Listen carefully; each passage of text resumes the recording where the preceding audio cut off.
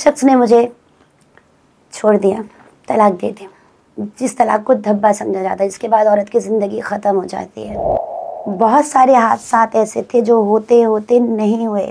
Bag में छुरी रखती थी और मशहूर किया हुआ था कि ये पागल है, दिमाग ख़राब है इसका, बच्चा रो रहा है, उठाना नहीं, आप अपना काम करेंगे, 3 मंजिला घर खुद साफ़ करना है। मेरे भाई मजाक किया करते थे, कॉमा में गई हो, फुल स्टॉप नहीं लगा। तो हमारा अभी फुल स्टॉप नहीं लगा है, अभी हम दूसरों के हाथों में कब्र तक नहीं पहुँचे।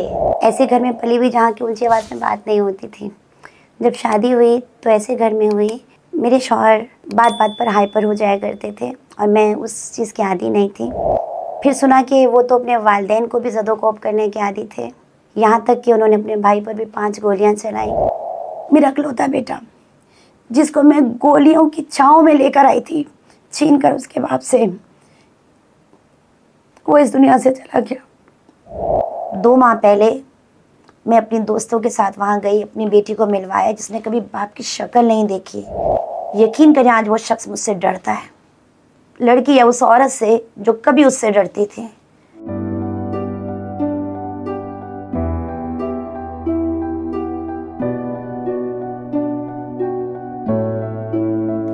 एडवोकेट रिफत कौन है?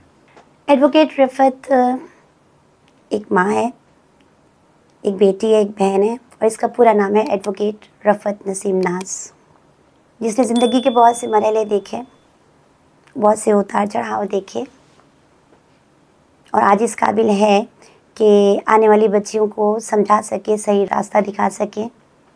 ये है एडवोकेट रफ़त नसीम नाज।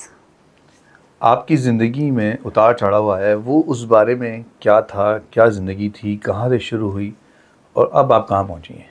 मैंने बीए किया था, बीए के पेपर दिए थे जब मेरी शादी हुई। अकलौती थी, ऐसे घर में पली हुई जहाँ की ऊंची आवाज़ में बात नहीं होती थी। जब शादी हुई तो ऐसे घर में हुई कि मेरे शौहर इमोशनली डिस्टर्ब थे और बात बात पर हाइपर हो जाया करते थे और मैं उस चीज़ की आदी नहीं थी। छोटी छोटी बातों पर इंग्लिश के अल्फाज दोहराने पर मारी खाई। फिर सुना कि वो तो अपने वालिदैन को भी ज़दोकोप करने के आदी थे, यहाँ तक कि उन्होंने अपने भाई पर भी 5 गोलियाँ चलाई। मुझे एक कमरे में बंद कर दिया जाता था कि बाहर मत निकलना, तुम्हारे लिए बेहतर नहीं है। पूरा पूरा दिन भूखी रहती थी, हिम्मत नहीं कर पाती थी, डरती थी। दोपहर में कभी कभार हिम्मत करके बाहर निकल कर पड़ोसी के पास पैसे फेंकती थी कि मुझे एक नान और पकोड़े जो हैं ऊपर पहुंचा दो। फिर जब हमारी सास ने देखा तो वो भी मना कर दिया कि ये हमारे घर का मामला है, इस पर नहीं करना। इंग्लिश बोलने पर पाबंदी थी, उनको ये एहसास होता था कि वो शायद जाहिल नज़र आते हैं और मैं शायद अपनी काबिलियत झाड़ती हूँ, हालांकि ऐसा नहीं था। घर का माहौल था, मुहज़्ज़िब माहौल था, तहज़ीब से बात की जाती थी। कहीं ना कहीं वो कॉम्प्लेक्स होते गए, पता चला कि वो बाय नेचर ऐसे हैं और इसी बिना पर वो कई दफ़ा उनको उनके घर से निकाल दिया गया। छोटी छोटी बातों पर हाथ उठा देना बहुत मामूली बात थी। घर में गन रखी थी, ज़रा गुस्सा आया, फायरिंग शुरू कर दी। दीवारों पे बेशुमार निशानात हैं फायरिंग के। मैं डरती थी, बहुत डरती थी, यहाँ तक कि मैं उस शख्स की आंखों का भी सामना नहीं कर पाती थी क्योंकि घर का माहौल ये था ही नहीं हमारा। फिर अल्लाह ने खुशखबरी से नवाजा, माँ के घर आई, वापस गई। फिर उनका वही सलूक मेरे बच्चे के साथ होने लगा। आहिस्ता आहिस्ता डर निकलना शुरू हुआ मेरा। चलो मुझ तक ठीक है, बच्चे पे बर्दाश्त नहीं कर सकती, बच्चा रो रहा है, उठाना नहीं, आप अपना काम करेंगे, 3 मंजिला घर खुद साफ़ करना है, इट्स ओके, मेरा घर है, करूँगी, खाना सबका पकाना है और गर्म बनाना है, ठीक है, मगर बच्चा रो रहा है, इजाज़त नहीं होती थी कि बच्चे को ले सकूं। उस वक्त शायद माँ थोड़ी सी हिम्मत पकड़ रहे थे। बार बार मार खाने की वजह से शायद थोड़ी सी ढीठ भी हो गई थी। फिर एक दिन मुझे जलाने की कोशिश की गई। मुझे रातों को कब्रिस्तान में छोड़कर आया जाता था सिर्फ इसलिए कि मैं डरती थी। उस शख्स से उस घर में रहने वाला हर शख्स डरता था।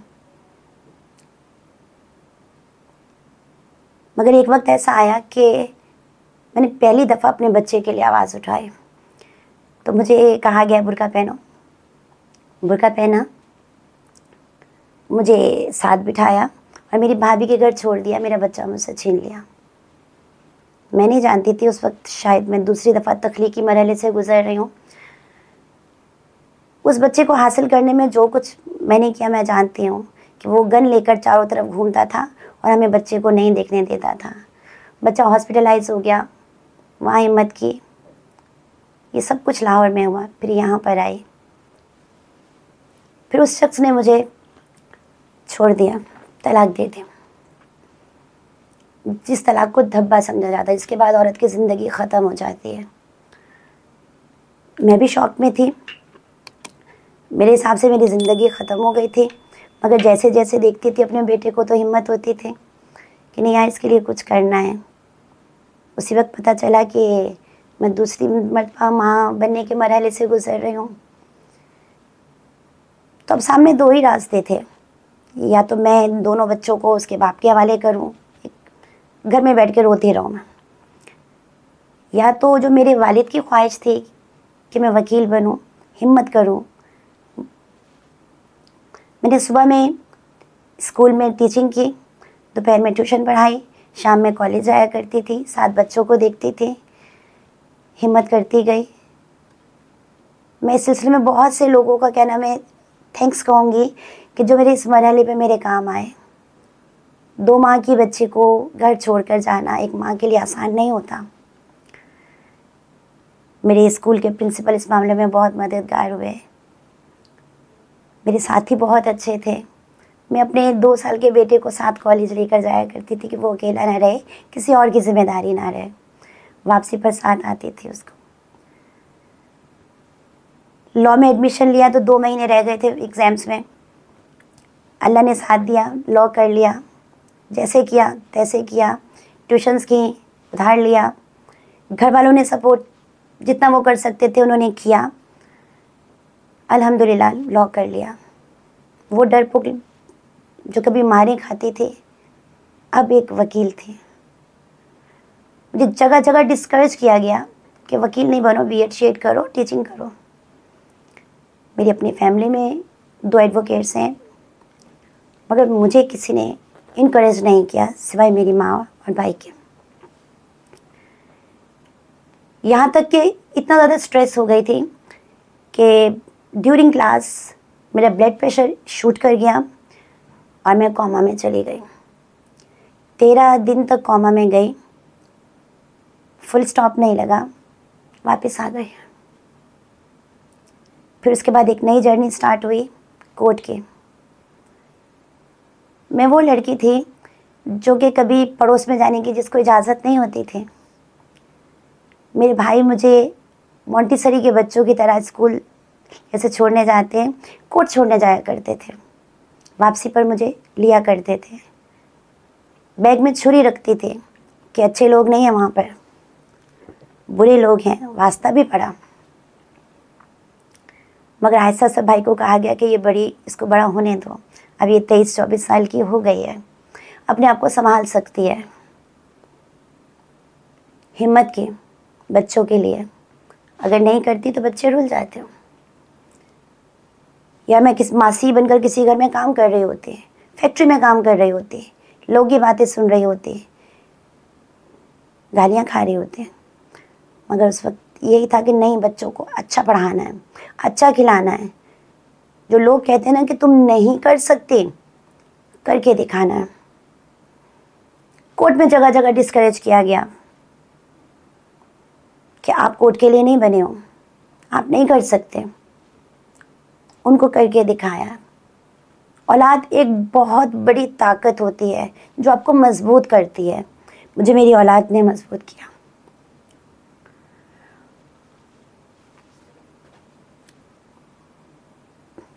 बच्चों की स्कूलिंग स्टार्ट हुई। घर में सपोर्ट करती थी भाई और मामा को, वो भी मुझे सपोर्ट करते थे। एक वक्त ऐसा आया कि मुझे सेकंड मैरिज का डिसीजन लेना पड़ा। मैंने लिया। मैं 1 साल घर बैठी, मैंने कोर्ट छोड़ दिया। मगर उस वक्त अंदाज़ा हुआ कि नहीं, वो मेरे बच्चे हैं, मुझे ही लेकर चलना है उन्हें। फिर दोबारा से कमर कस ली और दोबारा से काम शुरू किया। सुजानी टाउन में रहा करती थी। सुबह 6:30 पौने 7 पे निकला करती थी। 1.5 घंटे का सफ़र करके सिटी कोर्ट आती थी। और बकौल मेरे उस्ताद के, शायद वो मेरे आइडियल भी हैं, आज मैं जो कुछ उन्हीं की वजह से हूँ, वो कहते थे ये मेरा मुंशी भी रफ़त है, मेरी जूनियर भी है, मेरी बॉस भी है, मेरी राइट हैंड है ये। उन्होंने इतना हौसला दिया कि मुझे उन्होंने जाते ही कहा कि ये केसेस हैं, ये तुम संभालोगे। सर मैं कैसे कर पाऊँगी? कर सकते हो। क्या है, बेल कैंसिल हो जाएगी। उन्होंने पूरा सिटी कोर्ट छोड़ दिया था मुझ पर। ये एतमाद था उनका, जिसकी वजह से मैं मजबूत हुई। और हकीकत है कि आज अगर मैं कुछ हूँ, कुछ काम कर सकती हूँ, तो कहीं ना कहीं उनका एक बहुत बड़ा हिस्सा है, बहुत बड़ा हाथ है इसमें। ये मत समझिए कि ये जर्नी इतनी आसान थी। आपको बहकाने वाले भी मिलते थे, आपको वर्गलाने वाले भी मिलते थे, आपको डराने वाले भी मिलते हैं। बहुत सारे हादसात ऐसे थे जो होते होते नहीं हुए। बैग में छुरी रखती थी और मशहूर किया हुआ था कि ये पागल है, दिमाग ख़राब है इसका, अगर इसको तंग करोगे तो ये नाइफ़ निकाल के मार देगी। उस नाइफ़ को इस्तेमाल करने का मौका कभी भी नहीं आया, मगर उस नाइफ़ ने मुझे बचाए रखा। इसी तरह करते करते इंडिपेंडेंट हुई। सर ने कहा कि अब आप इस काबिल हो कि आप खुद उड़ सकते हो। अल्हम्दुलिल्लाह उन्होंने मुझे क्रिमिनल में इतना एक्सपर्ट कर दिया कि आज मुझे क्रिमिनल की एक सीनियर एडवोकेट समझा जाता है। मगर शायद वक्त बहुत गुजर गया, हस्बैंड डायलिसिस पेशेंट हो गए, मजबूरी थी कोर्ट छोड़ना, कॉलेज ज्वाइन किया। फिर एक वक्त आया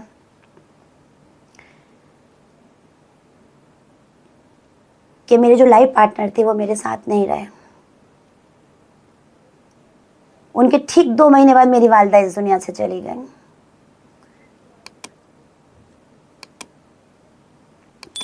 और उनके ठीक 4 महीने बाद मेरा इकलौता बेटा, जिसको मैं गोलियों की छाँव में लेकर आई थी छीन कर उसके बाप से, वो इस दुनिया से चला गया। मुझे लगा सब खत्म, मगर जब मैंने पलट के देखा मेरी बेटी जिंदा थी, उसकी जिम्मेदारी थी। फिर आगे उसकी बेटी की भी जिम्मेदारी मुझ पर थी। मुझे फिर हौसला हुआ कि रिफत तुम फिर वही 24 साल वाली रफत बन जाओ और फिर हिम्मत करो। 2 ही तो रास्ते होते हैं हमारे सामने, या घुटने टेक दें या हथियार बंद हो जाए। मैंने फिर हिम्मत की, फिर कोशिश की। यहाँ फिर मुझे आजमाया गया। मेरी बेटी का घर बर्बाद हुआ सिर्फ बेटा ना होने की वजह से। मगर मेरी बेटी बहुत मजबूत है, बहुत मजबूत, और मेरा राइट हैंड है। आज मैं जो कुछ हूँ हकीकत है अपनी औलाद की वजह से। अगर औलाद नहीं होती शायद मैं हिम्मत हार बैठती हूँ।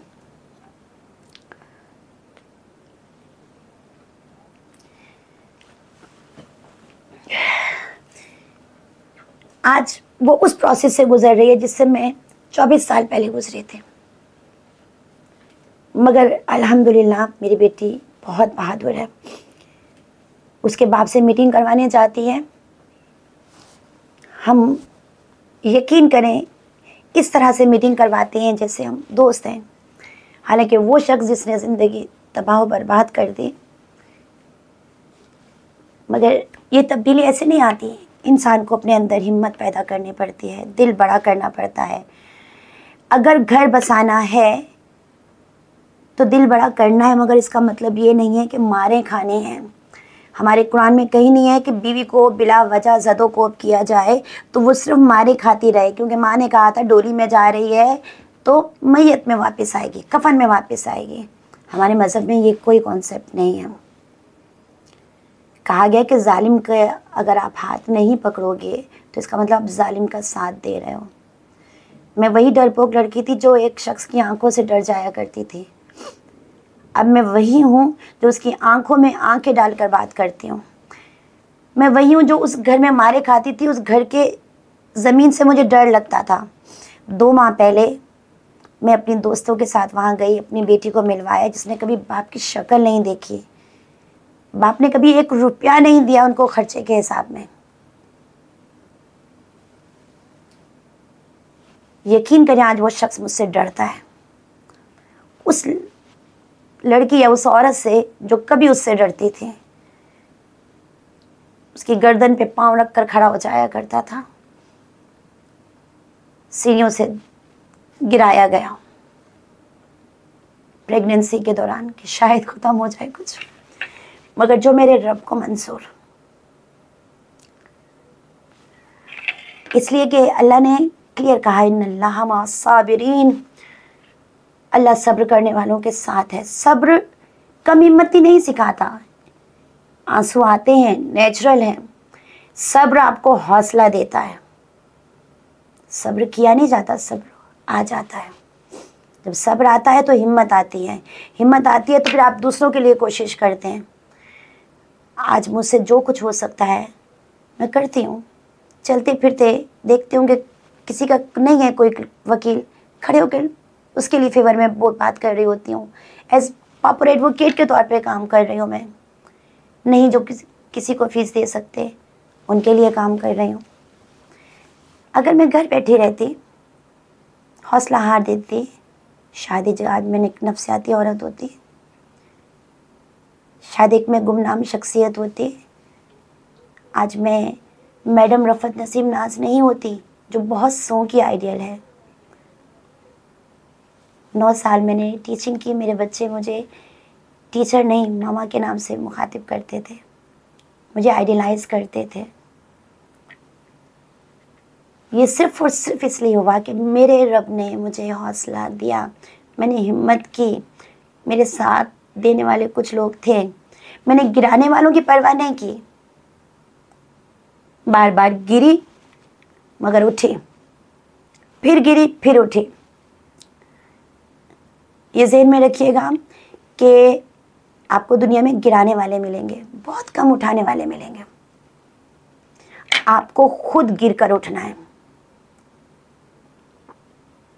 अगर आप ऐसे नहीं करेंगे तो खुदा ऊपर से नीचे नहीं आएगा आपको उठाने के लिए। अगर अपने लिए आवाज़ उठानी है, अपने बच्चों के लिए उठानी है, अपने बहन भाइयों के लिए उठानी है, तो हमें खुद उठानी है। भाई आकर मुझे बचाओ, मम्मा आकर बचाओ, खाला बचाएं, क्यों? कोई नहीं बचाएगा। खुद कोशिश करनी है। यकीन करें साथ देंगे लोग एक हद तक।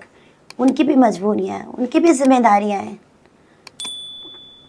जब आए अकेले हैं, जाए अकेले, जाएंगे अकेले, तो फिर हम इस ज़िंदगी को अकेले क्यों नहीं गुजार सकते? यहाँ तक कि मुझे एक कुलीग ने मजाक से कहा जब मेरे सेकंड हस्बैंड की डेथ हुई, यार फ़ायदा क्या हुआ तुम्हारी शादी करने का, तुम्हारा दूसरा हस्बैंड भी तो मर गया। ये नहीं मुझ पर वही इल्हाम नाजिल हुआ था कि मेरा शौहर मर जाएगा तो मुझे शादी नहीं करनी चाहिए।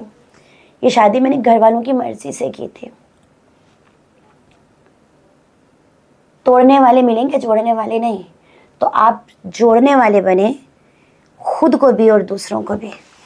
मैं आजकल की बच्चियों को बोलूँगी कि याद रखिएगा, जब घरों में तलखियाँ आती हैं, हिम्मत करें, बर्दाश्त करें, फेस करें, बदतमीज़ी नहीं करें। शौहरों के साथ बदतमीज़ी करने का कभी नहीं कहूँगी।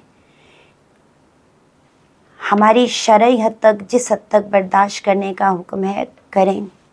शौहर आपका मजाजी खुदा है। अगर सजदा करने का हुक्म होता तो उसको होता, मगर है तो नहीं ना। तो जहाँ आप देखें कि बस अब गलत हो गया।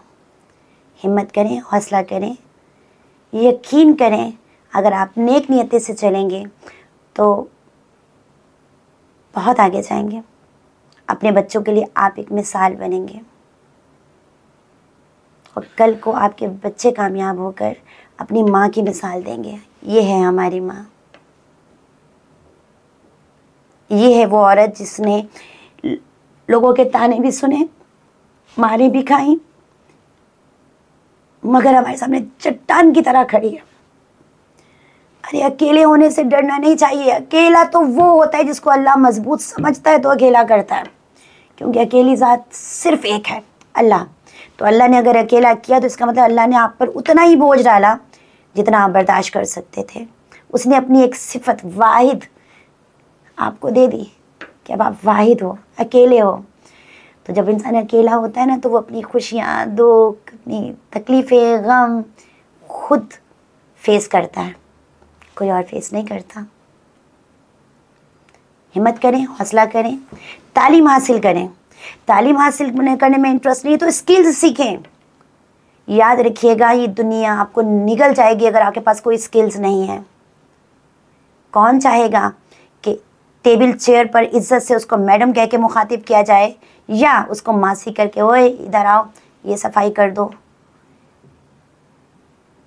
कोई नहीं चाहेगा, कोई नहीं चाहेगा। मैं आज जो मजबूत हूँ सिर्फ इसलिए कि हौसला किया, हिम्मत की और मेरे रब ने मेरा साथ दिया। वरना मैं क्या, मेरी औकात क्या। मुझे कुछ अच्छे साथी मिले जो मेरे कदम ब कदम साथ रहे। वरना मेरे भाई मजाक किया करते थे, कॉमा में गई हो फुल स्टॉप नहीं लगा। तो हमारा अभी फुल स्टॉप नहीं लगा है। अभी हम दूसरों के हाथों में कब्र तक नहीं पहुंचे। तो जब तक जिंदा हैं तो जिंदा रहें। कैसे जिंदा रहना है? इज्जत और आबरू के साथ, हिम्मत और हौसले के साथ। लाचार बनकर नहीं, बेबस बनकर नहीं। यकीन करें, फायदा उठाने वाले जगह जगह मिलेंगे आपको। खेलने वाले बनना है या खिलौना बनना है, ये फैसला आपको करना है। बस मेरा यही पैगाम है, हौसले से रहें, हर मुश्किल का साथ दें। मुश्किल के साथ लड़ें नहीं, साथ दें और खुश रहिए। कोई ज़िंदगी का ऐसा ख्वाब जो ड्रीम डिकोड हुआ हो या नहीं हुआ है? मेरी ज़िंदगी मेरा बेटा था। हर माँ का होता है।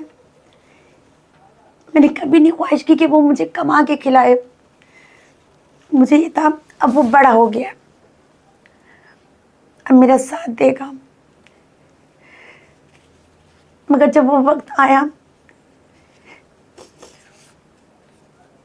मेरा वो ख्वाब पूरा नहीं हुआ। मेरी वो ख्वाहिश पूरी नहीं हुई। मैं टूटी, अब भी टूटती हूँ। रात को रोज़ मरती हूँ, सुबह जाग जाती हूँ ये सोचकर कि शायद मेरे रब को वो मुझसे ज़्यादा प्यारा था, वो ले गया।